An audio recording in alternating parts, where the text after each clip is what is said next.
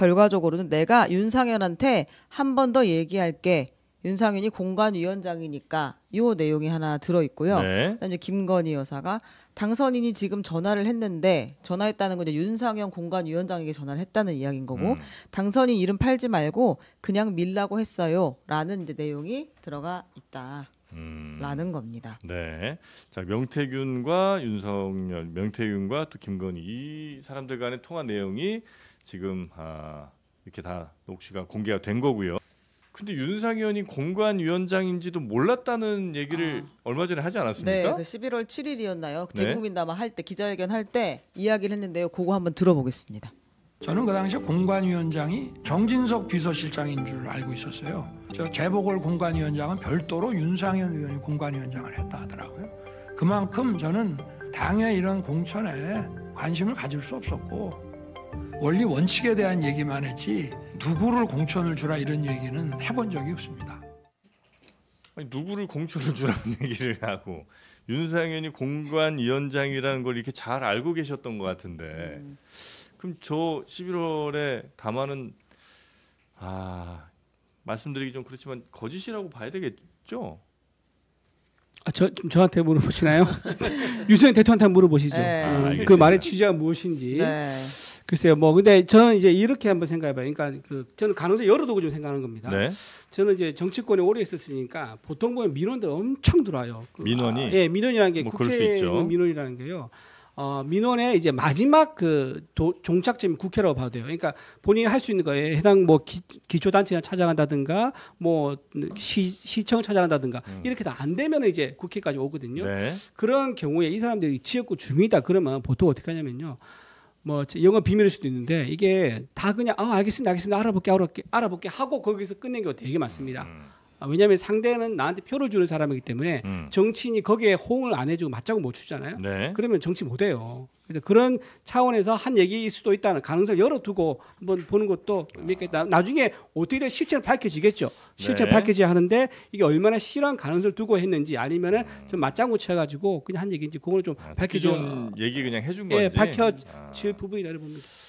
알겠습니다. 더 뭐가 좀 나와야 되나요? 그걸 만약에 공천 개입이라고 그렇죠. 하려면? 예, 그 더 증거가 더 나와야죠. 이거보다 더 나와야 돼요. 왜냐하면 상대가 실제로 그걸 가지고 어떻게 네. 했다까지 나와야지 이게 입증이 되는 거지.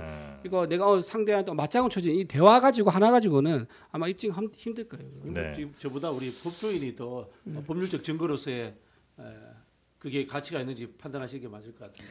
그러니까 공천 개입한 것으로 보이는데 그게 단순히 덕담이었다라고 지금 주장을 하시고 싶으신 것 같은데. 이분이 하신 건 아니고 네. 뭐 그렇게 또 가능성을 좀 열어놔야 되는 거 아니냐, 그죠? 그러니까 그렇게 네. 하시고 싶어하실 것 같아요. 그쪽에서는. 네.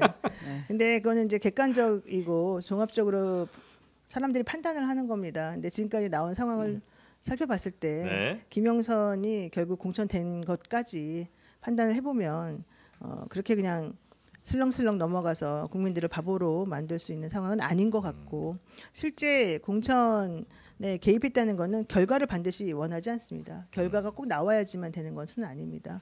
그렇기 때문에 제가 봤을 때는 이제 고군분투하며 이 상황에서 좀 벗어나고 싶어 하시겠지만 절대 그렇게 갈 수는 없을 것 같고요. 네. 지금 명태균 씨가 황금폰을 왜 내놓았느냐. 그거는 명확합니다. 검찰에 이 사람들의 공천 개입 현황에 대한 증거 자료를 내가 냅니다. 이거거든요. 네. 그러니까 본인의 진술로도 검찰에 피의신 조서 작성할 때 그 얘기를 자기가 진술했다는 것이고 그와 관련해서 본인이 객관적인 증거 자료로 녹취가 이런 게 있습니다라고 하는 걸 알리려고 낸 것이고요. 네. 그와 관련된 증거 자료는 강혜경 씨 말도 있었고 또 주변에 있는 수많은 사람들의 말이 있기 때문에 다 확인이 되고 있는 거다라고 보면 됩니다. 알겠습니다. 참 아쉽다라는 생각이 드는 게요. 네. 제가 이제 이 이념 이런 거 전공자예요. 그 윤석열은 이념이 없어요. 김용현도 이념이 없어요. 그냥 보수 안 해요. 좀 보호를 안 해주셨으면 좋겠어요. 이익만 추구하는 이익만 사람들이다. 추구하는 사람들이에요. 네. 이념형 인간이 아니고 이익형 이제 인간이다. 우리가 이제 진보와 보수의 12가지 이념에 무속은 존재하지 않아요. 네. 그래서 좀 네. 우리 보수라고 하시는 분들이 빨리 네. 윤석열 버리고 보수를 좀 재정립하셨으면 어떨까라는 좀 안타까운 조언을 드리고 저도 싶습니다. 뭐 한 말씀 드려도 될까요? 그 이제 예를 들면 지금 이재명 대표가 대장동, 뭐 성남 FC, 백현동 이걸 수사받고 있는데요. 그분에게 뭐 진보나 좌파 이념이 있습니까? 그렇게 따지면은 그분은 더 이제 이익이 있는 거죠. 김만배 씨 통해 가지고 정의화 회계사 녹취록이 나옵니다. 천화동이 1호 그중에 절반이 그분 거다라고 얘기 나와요. 근데 그 확정 안 됐지만 우리가 그렇게 함부로 말하지 않지 않습니까? 네. 네. 요거 하나만 아니, 데리고 가면 현행범으로 네. 보이는 거하고 네. 재판 중인 사건을 다 같이 섞어서 이야기하시면 안 돼요. 그러니까 무죄 추정 원칙 말씀하시는 거잖아요. 아니 지금 이재명은 수사도 받고 모든 것들을 조사까지 다 마쳤어요. 재판 진행 중에 있는 거고 윤석열 관련해서는 조사도 안 받겠다고 지금 깽판을 치고 있는 거예요. 탄핵하고 나 지금 열흘째입니다. 오늘 무슨 소리 오늘 하십니까? 11일째입니다. 내란죄면 현행범이기 때문에 현행 체포가 가능한 거예요.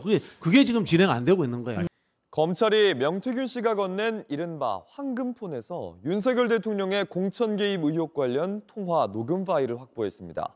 윤 대통령이 당시 공천관리위원장이던 윤상현 의원에게 김영선 전 의원의 공천을 직접 약속했다는 내용이 담긴 걸로 파악됐습니다. 윤정식 기자입니다.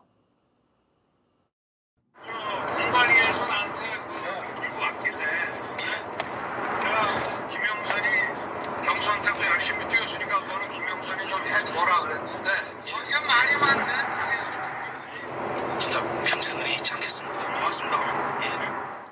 더불어민주당이 지난 10월 공개한 윤석열 대통령 당선인과 정치브로커 명태균 씨 사이의 통화 녹음입니다. 17초짜리 이 녹음에는 윤 당선인이 명 씨에게 김영선 전 의원의 공천을 약속했다는 내용이 담겨 있습니다. 검찰이 명 씨가 제출한 핸드폰과 USB 등을 포렌식 분석해 이 녹음의 원본 2분 30초 분량을 확보한 것으로 전해졌습니다. 여기에는 윤 대통령이 당시 6월 재보궐선거에서 김영선 전 의원 공천을 윤한홍, 권성동 의원이 불편해한다는 추가 내용이 담겼습니다. 그러면서 공천관리위원장이던 윤상현 의원에게 다시 말하겠다고 명 씨에게 말한 걸로 알려졌습니다. 윤 대통령은 지난달 대국민 담화를 통해 자신은 공천에 개입한 적 없다고 했지만 정면으로 배치되는 겁니다. 검찰은 해당 통화가 끝나고 40여 분 뒤 명 씨가 김건희 여사와 또 통화를 한 걸로 파악하고 있습니다. 이 통화에서 김 여사는 잘 될 거라면서 명 씨를 안심시킨 걸로 알려졌습니다. 검찰은 명 씨 핸드폰을 통해 대선 후보 시절 윤 대통령 부부와 명 씨 사이 오간 카카오톡, 텔레그램 등 메시지도 여럿 확보했습니다. 이를 통해 윤 대통령이 대선 출마 선언 직후 명 씨가 김종인 전 비대위원장과 윤 대통령 측의 만남도 주선한 건 아닌지 의심하고 있습니다. JTBC 윤정식입니다.